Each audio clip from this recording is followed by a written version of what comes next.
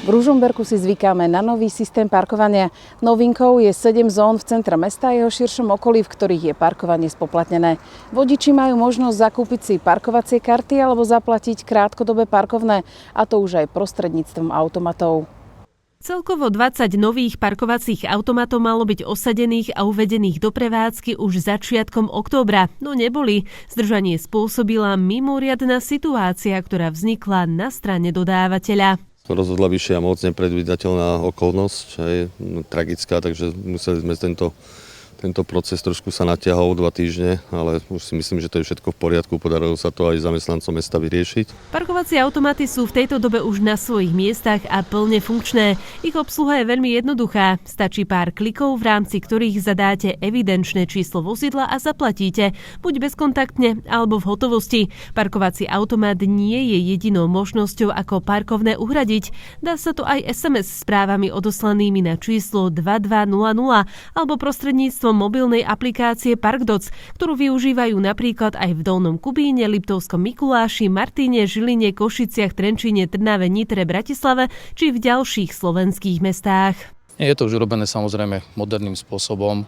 To znamená, pred uplynutím doby je tam nejaká rezerva časová, vám príde notifikácia o tom, že je potrebné si predĺžiť parkovné. Najjednoduchším spôsobom je, tak ako hovoríte, stiahnutie aplikácie, kde sú vyznačené parkomaty a zároveň cez túto aplikáciu si ľudia môžu priamo kúpiť parkovacie lístky. Doba spoplatnenia nie je vo všetkých zónach rovnaká. V zónach číslo 1, 2, 3 a 6 a tiež v Hýrošovom parku, ktorý spadá do zóny číslo 4, je parkovanie spoplatnené od pondelka do piatka v čase od 8 hodiny do 16. V prípade ostatných parkovacích miest v zóne číslo 4 a v zóne číslo 5 je to taktiež od pondelka do piatka, ale v čase od 8 do 20 hodiny.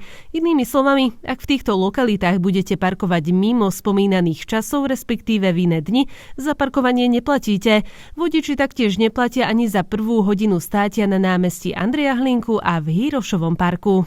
Obyvatelia mesta, ktorí pôjdu na mestský úrad, na stavebný úrad alebo pôjdu niečo riešiť na mesto, aby mali to hodinové parkovanie zadarmo. Tá výnimka neplatí len pre obyvateľov s trvalým pobytom na území mesta, ale aj pre návštevníkov mesta.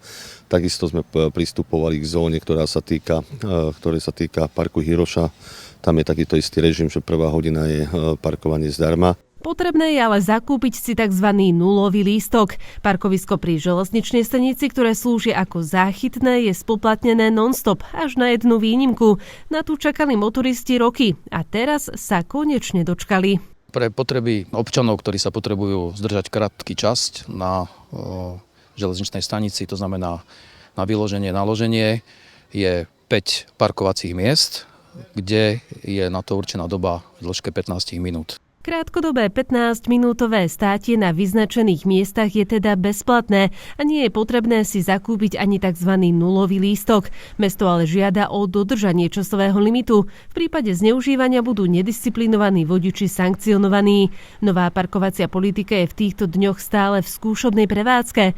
Už čoskoro sa to ale zmení. Ostrá prevádzka začne po pamiatke zosnulých po 2.11. a to by som chcel aj touto cestou poprosiť ľudí, aby dodržiavali pravidlá, dodržiavali schválenú parkovacú politiku. Nie je úlohou aj po tom 2.11.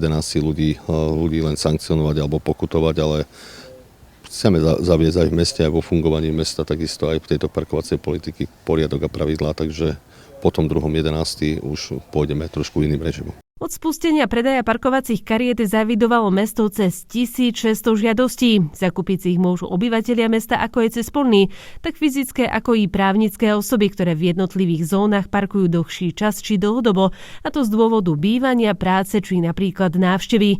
Parkovacia karta ich totiž vyjde lacnejšie než úhrada parkovného pri klasickej hodinovej sadzbe. Všetky informácie týkajúce sa nového systému regulovaného parkovania sú zverejnené na stránke parkovanie.ruzomberok.sk.